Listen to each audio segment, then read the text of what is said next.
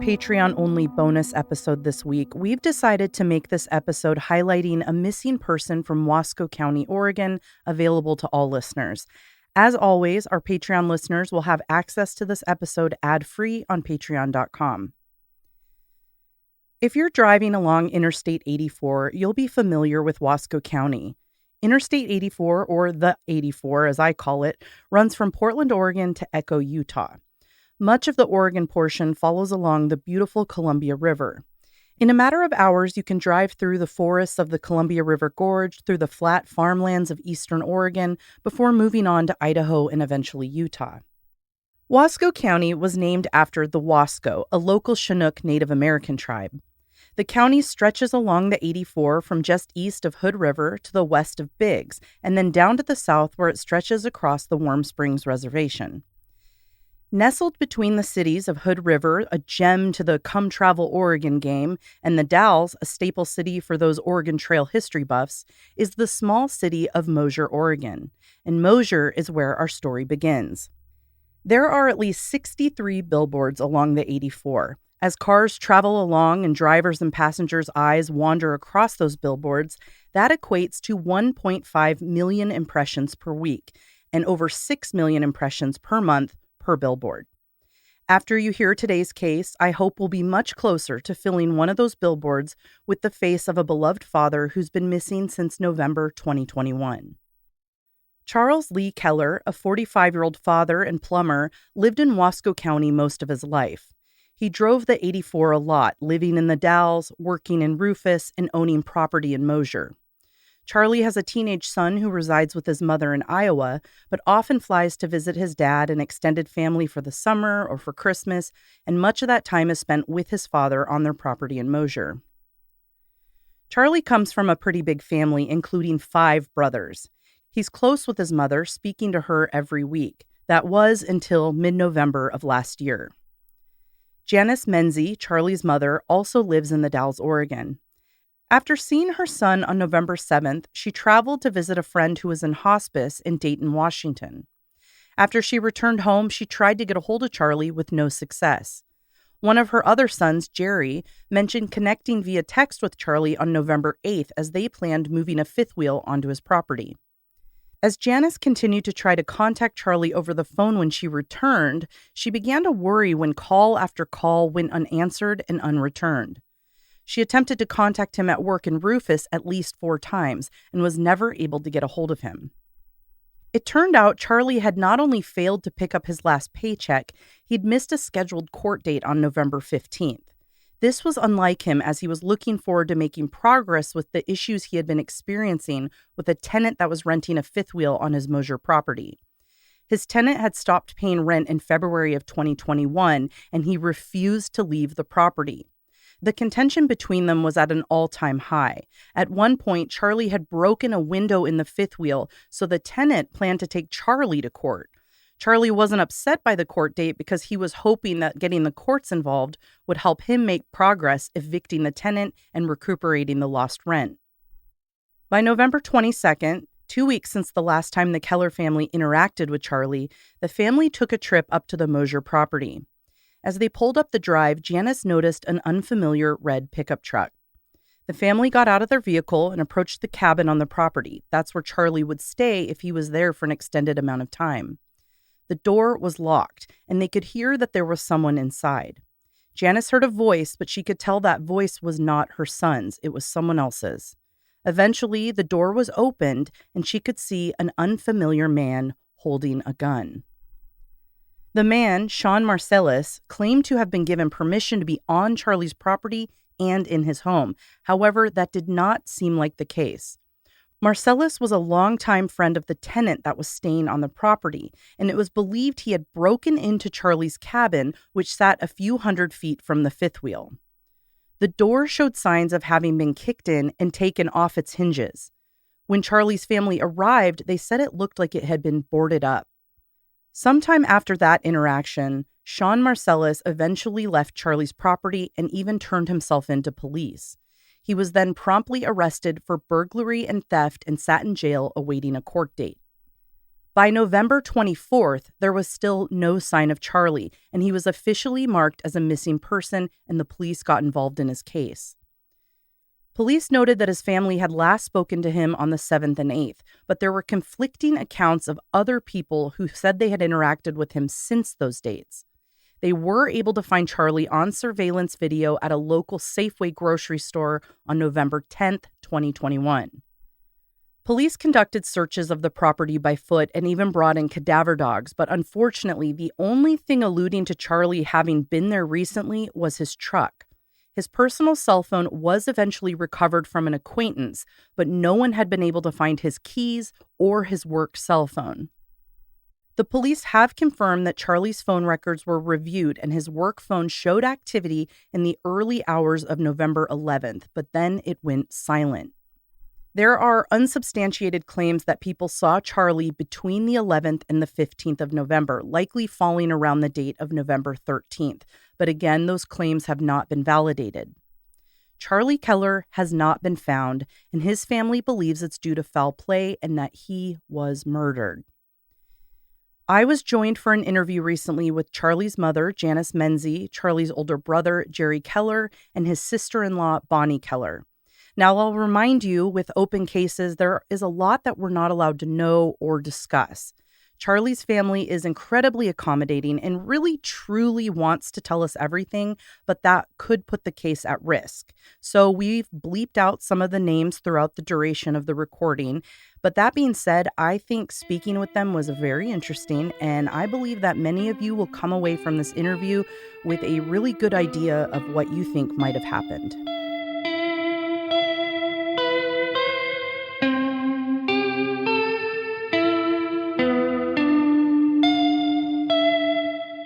Well, I appreciate you guys being willing to talk to me. I don't know if Janice filled you guys in, but I have a podcast here in the Pacific Northwest, and it's mainly homicide cases. But we also have a platform with Coin AM Extra out of Portland, where every week we get to discuss a missing person or an unsolved case, sometimes from decades old, just to keep the names out in the public and hopefully get tips. So that's how we came to talk to each other. As I got into this case, it was one of those things as an outsider. I'm like, why isn't this solved yet? Why do we not have an answer to this question? So I'm very excited to talk to you and dig in more to it. But before we do, I would love it if you can tell our listeners a little bit about Charlie. I only get so much from the media. It doesn't talk about who he is and what he likes to do. So if you can tell us a little bit about it, I think that would be wonderful. Okay, well, Charlie is my youngest son. He is 45, getting ready to turn 46. He was a plumber. And anyway, he has one son that lives in Iowa. And you can imagine how hard it is on both of them. Well, I can't speak for Charlie, but for Caleb, that's his son, is having a real hard time too. He loves fishing, hunting.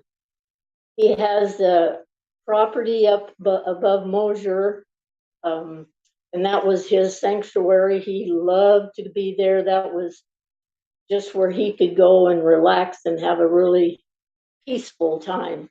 His and Caleb's play spot, basically. And does Caleb come to visit pretty often? He's not too often, but he usually comes either at Christmas or in the summer, or both. So we welcome him whenever he gets to come. So yeah, he looks just like Charlie. Oh my gosh, it's just mind blowing. But that's sweet. Anyway, but anything else about Charlie? Well, Charlie was a worker. He'll help anybody out. But he's the type that if you hose him over, then he won't help you again. But yeah. He's rather than that, he'd give the shirt off his back to help somebody. He's had his ups and downs, but he's a really super nice guy. Yeah, he sure is. he couldn't be more perfect, and as far as I'm concerned, because I have 4 great sons, and well, actually, I have 6 because 2 of them are my husband's, but I've had them ever since they was 1.5 and 3. So we're all family, and but anyway, Charlie was just an all around good guy. Oh, that's true. He loved to joke and pull pranks. He's real good at that. I love a good prank. So you mentioned his Mosier property was kind of an oasis for him, and that's the property that he had a tenant at, correct? In the fifth wheel. All right. Yes. So let's talk a little bit about that. So I know that prior to Charlie's disappearance, there are 2 squatters on his property. One, the tenant, right? And then and the tenant's friend. Well, the tenant isn't called a squatter because Charlie actually was renting a spot to him.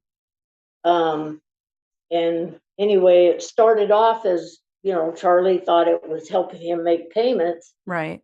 But then they got bickering all the time. Okay. And the guy quit paying him.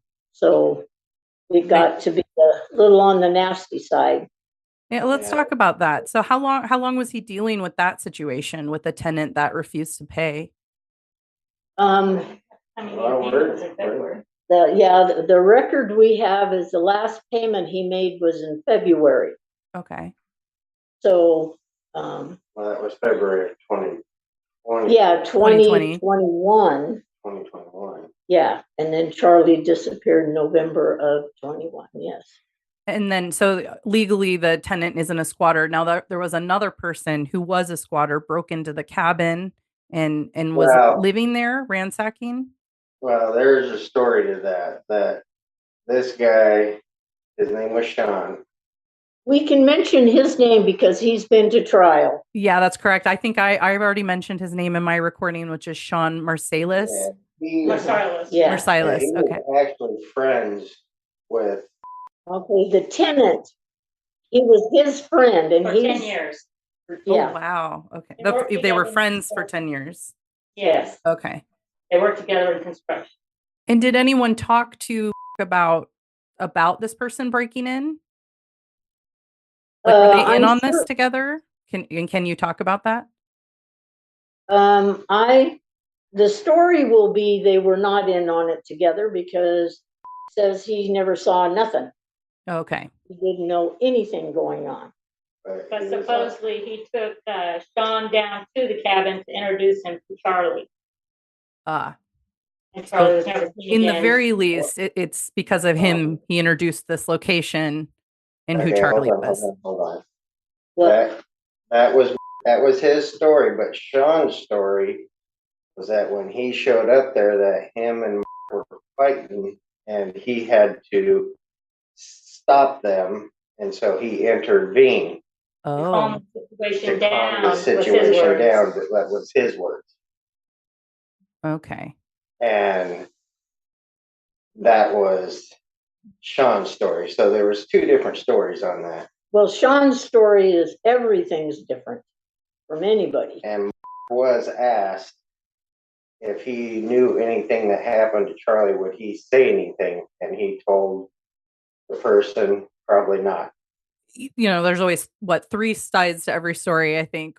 Did you guys ever talk to Charlie about the situation? Like, what did he say about these people on his property? He never got a chance to talk to us about Sean at all. He talked to me, and I actually asked his son. He talked to him too and said he had to get the tenant out of there because he didn't know what he would do. And his son told me that he was really scared of him. But if you listen to the words from the detectives, I shouldn't say detectives, the policemen or whoever was there, they say that they basically had a love-hate relationship, that they would fight one day, the next day they were buddies.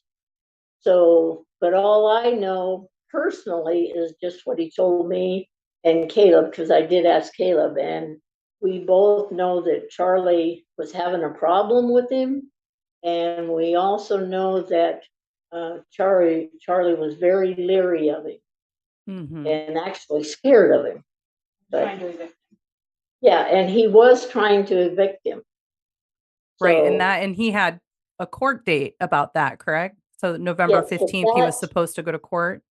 Yes, but that was a whole different scenario because him and got into an argument, and Charlie knocked out a window in his trailer. And so the tenant actually pressed charges against Charlie. So, and we knew about that Charlie was supposed to go to court on the 15th of November, but he never made it, and that was, well, the 10th of November is when they're saying it was the last time Charlie was seen on camera at Safeway, but he never made it to court whatsoever. I'm glad you brought that up because in the media, it sounded like someone known to him saw him on his own property. So he was actually seen on camera on November 10th. When was the last time you guys saw him? I saw him at the time. My girlfriend, she lived in Walla Walla by Dayton, Washington, or the other way around. And I was staying with her. She was on hospice. So I'd drive back and forth. So the last time I saw Charlie, let me look at my calendar. So the last time I saw Charlie was the 7th of November. And I was headed back that day to my girlfriend's house up in Walla Walla. And Charlie came because he gave me the money to pay for Caleb's ticket to come for Christmas. And I had taken the money to buy a ticket. And so that was the last time I saw him. And was there anyone else that had seen him between the 8th and the 10th, or was it just on the video on the 10th? Well, it was some of his friends seen him the night he disappeared. He was at their house and he supposedly got a text, and he asked one of his friends if he would ride with him up to the cabin, and his friend said it was too late. So Charlie told his friend that he'd be back in the morning to get his stuff out of the back of the truck, and no one's ever seen him since. And that was the 10th?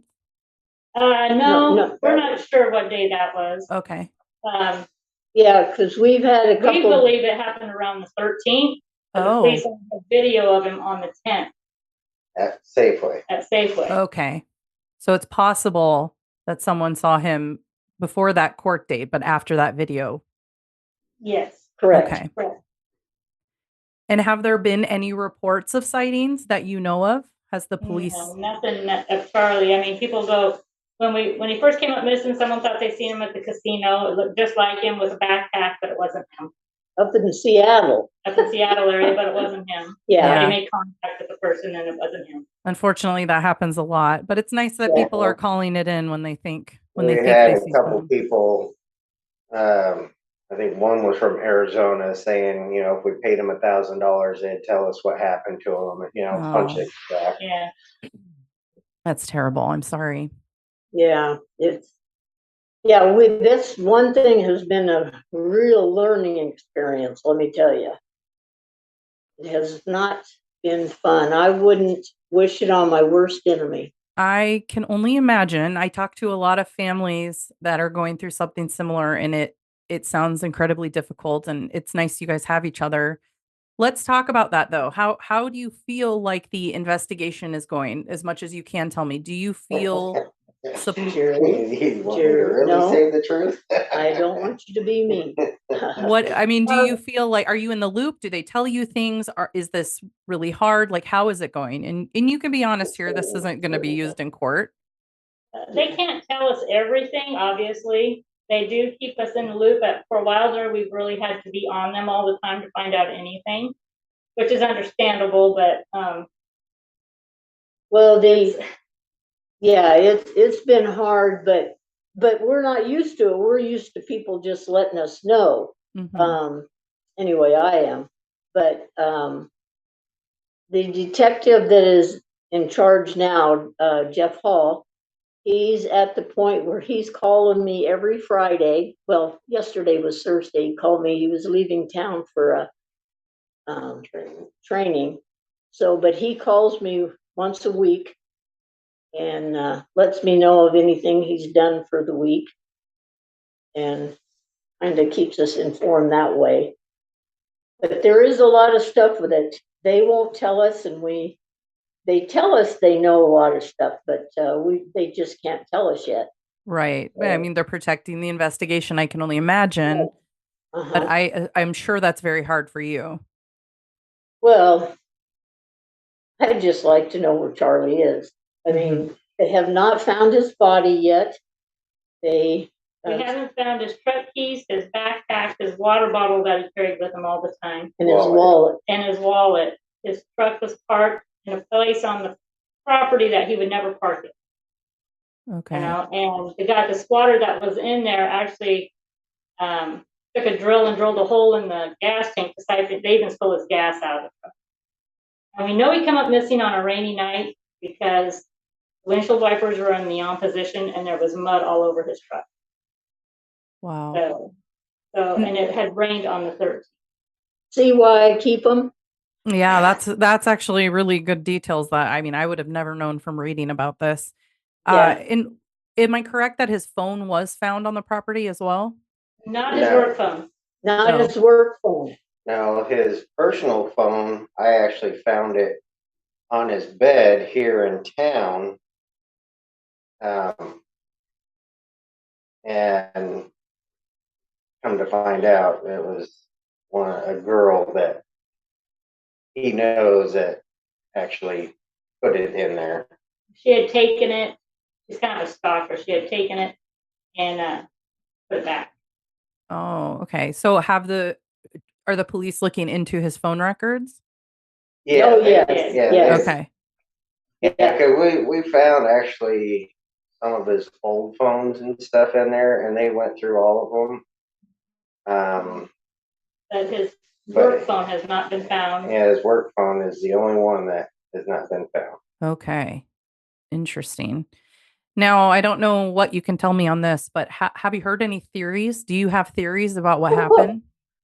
We have heard so many theories, and none of them are good as far as Charlie's concerned. Well, I can tell you when we first guessed, this stalker girl sent my mom pictures and stuff, and of course I got them, and I got to going through them, and I was noticing little things because I grew up there too. This was our cabin that we grew up at with my dad.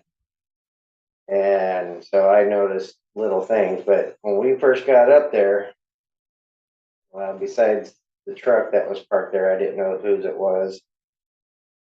The first thing I noticed on the side of the house was a different colored door, but it didn't fit. It was like somebody set it in there.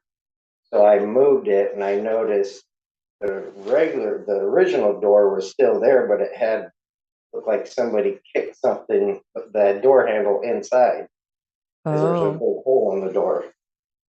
And I looked in that hole and I couldn't see Charlie or anything, but we knew somebody was in the cabin because we heard them.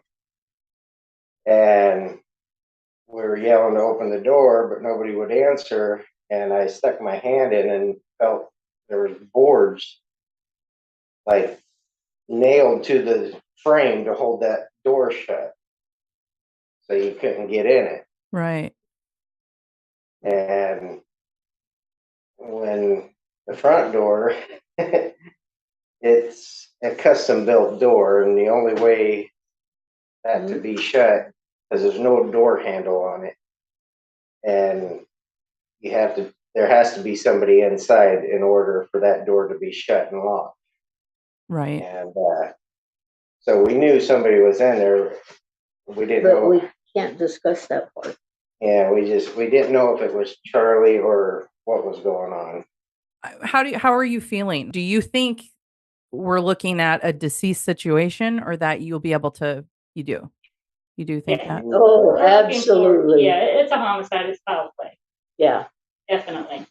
Yeah, Okay. there is no way Charlie would ever been gone this long.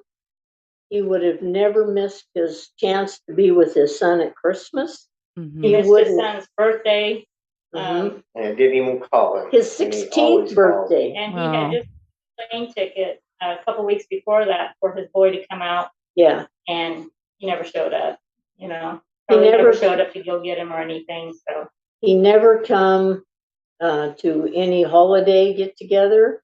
And when I was driving back and forth to my girlfriend's house, he was working in a little town called Rufus. And I would stop and see him either going there or coming back, depending on where he was at. And he would have never left and not told me something. Right. And then Mom had a pact that he would contact her no matter what was going on in his life once a week. Yeah. And he never missed that. Right. Because it upset me when I didn't hear from him. So he was finally asked, please call me once a week. So, No matter what. yeah. So I knew everything. Even though I may not see him, I'd know everything was okay. Right. And the day that I got the call from this girl, I already knew something was wrong because I hadn't heard anything from him. But I was going home that day, so I figured, well, when I get home, I'll head up to the cabin. This was on the 22nd of November. Yeah. Okay. Yeah, that's when he called me, said something's wrong. Yeah. And I took off work, and that's when we went That's to when the we went up to cabin. the cabin and realized, yes, something definitely was wrong. Okay. Yeah. And are you confident that we're going to see progress in this case, that it's going to get closed and that you will find out more? Do you think we're going to find his body? Like, what is your overall pulse check on how this is going? Well, we've heard so many different stories, and I'd like to see some of these people be talked to. Mm-hmm. But, we can't, bottom line, people can't say anything they want to without proof. Right. And so the ones that were on the property are the ones that we have proof on. Mm-hmm. But there's so many other stories. Oh my gosh. And unfortunately, that is very common. I can think of cases off the top of my head where, especially in small towns, there will be so many theories that all seem so plausible, some of them outlandish, but a lot of it's gossip or what we really hope for. Oh, go ahead. Sorry. They won't be happy with me saying this, but I know they are focused on certain individuals, Mm-hmm. but for being this long in period, to me, it's like when we hear other things and stuff, I would like for them to kind of look into it more. So how can our listeners best support you? Are there social media groups they can join? Do you have somewhere they can donate? What can we do best to support you guys on this? Hopefully we can get people with information to come forward. Yeah, we're just looking for information, even if it's anonymous. we have been hanging up this flyer. I don't know if you can see it. I can see it. Anyway, we just hung those up, and I'd like to be able to get the big board, The billboard billboards, and and start. newspapers. I did go to the newspaper, and I think they're going to help. They're going to put this in the paper, I think. But My personal feeling on it is, I don't think nobody's going to find them until, I'm kind of hoping towards hunting season when people are a lot out in the woods. Right. Because I believe the people that were involved took him out somewhere, because the guy that was squatting in the cabin grew up in the area, so he knows the area. what's really upsetting is when they get talking, he was tortured. Yeah. And we hear a lot of that stuff. And the detective told me you just got to let it go. Just roll off your shoulder because that isn't what the evidence is pointing toward. Yeah. But it makes me curious of why the same people are talked about over and over and over. And the story on that does not change very much at all. And would it be money related? No. No. Interesting. No. Mm-mm. Well, I certainly hope we get somebody to come forward with information because this is torturous and I'm so sorry you're going through this, but we'll help in any way we can. I'll post that. If you have a file of that, we can post it on our social media, get people sharing it out. Anyway, we really appreciate you taking the time. Of course. And To help, thanks again for because- talking to me. I know it's hard to talk about this, but it's, the more people we can get to know about it, the more likely somebody knows someone who has information. So that's what we're hoping There's for. a lot of people that think they know because they've heard stories, but you have to be able to prove it. Mhm. Somebody had to see it or talk to somebody in person and they'll come forward. And there's a lot of people scared for whatever reason. Mostly of these other people that are These three other individuals. these three other individuals they are bad people. Oh. Extremely bad. And nobody, please don't involve us, we're afraid for our lives and our families' lives, but they'll go after their families. Mhm. That's no doubt. They've done it before, and the police keep saying they're not involved, but then, we don't know. Yeah. I do want to add that the tenant that Charlie was trying to get to move, I did get him moved. Well, I shouldn't say I did. We did. You did. We finally got him off the property and he is no longer there. That's good. And did the police have to come arrest Sean on the property? He left the property. He left the property. He knew we were, about ready to nail him. And he took off running. Well, he disappeared for a little while. He disappeared. Yes, that's a good word. Found him in a storage shed. No, he actually turned himself in. Oh, right. He He did in a did. storage shed, but he did turn himself in. Yep. Okay. He turned himself in thinking Because he knew there was going to be a warrant for his arrest. He's been in jail before. He's a felon. Yeah, he is a felon.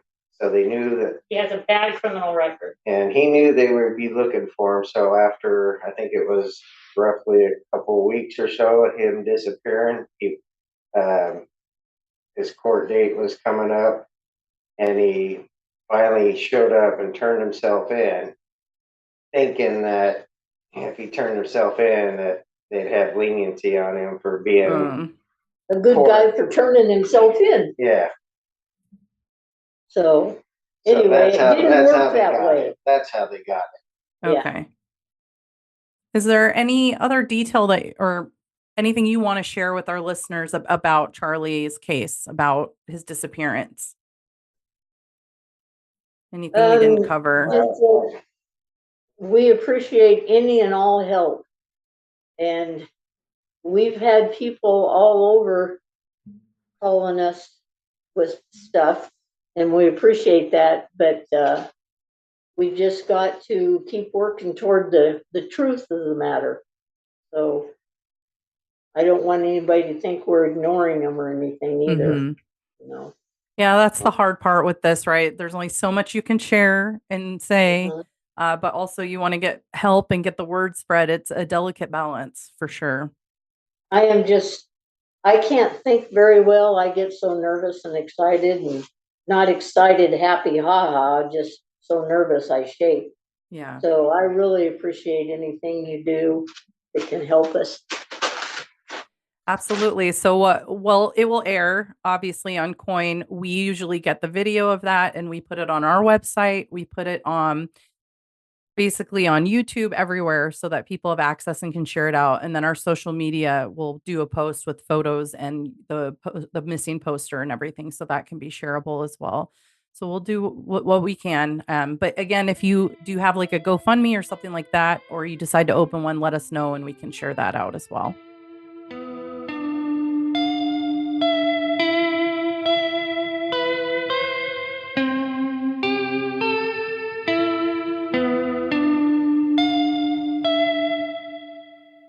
Thanks again to Charlie's family, Janice, Jerry, and Bonnie, for taking the time on a Friday evening, no less, to talk to me about Charlie and his case. We cut out a little over 20 minutes of that conversation just because we don't want to take any unnecessary risks with the investigation. I do have very high hopes that we will see this case solved. While I think most people will agree Charlie has likely been killed, I think someone will come forward. One of the benefits of featuring this case on this podcast is that a lot of people care. A lot of people in Oregon are going to hear this, and maybe that person involved or adjacent will feel supported enough to do the right thing and come forward. Sean Marsalis eventually went to trial this past June and was sentenced to 34 months in prison for burglary in the first degree and theft in the third degree for ransacking and occupying Charlie's home in Mosier. If you're interested in learning more about this case and the people involved, we have obtained the audio files from the Marsalis trial. Though the trial is for burglary and theft, it might be of interest to you because it goes into detail regarding the state Charlie's cabin was found in, and you get to learn about one of the people that may have been involved in his disappearance. We'll be posting that trial audio on Patreon, and it's available to Patreon members at all levels. Charles Keller, who goes by Charlie or Chuck, was born in October of 1976, making him 45 years old today. He's roughly 6'1" to 6'2", weighs 170 pounds, and has blue eyes and hair that's been described as blonde or brown. Charlie often visited his property in Mosier, but he lived in the Dalles and worked in Rufus. If you have any information on Charlie's whereabouts or any details surrounding his disappearance, you're asked to call the Wasco County Sheriff's Office at 541-506-2580. If you want to show your support for the Keller family, please consider sharing the Missing Charlie Keller Instagram post we shared recently. If you feel moved to donate money so that the family can purchase a billboard, please feel free to donate to @MurderInTheRain on Venmo, and be sure to note Charlie Keller, and we'll make sure the family gets all of those funds.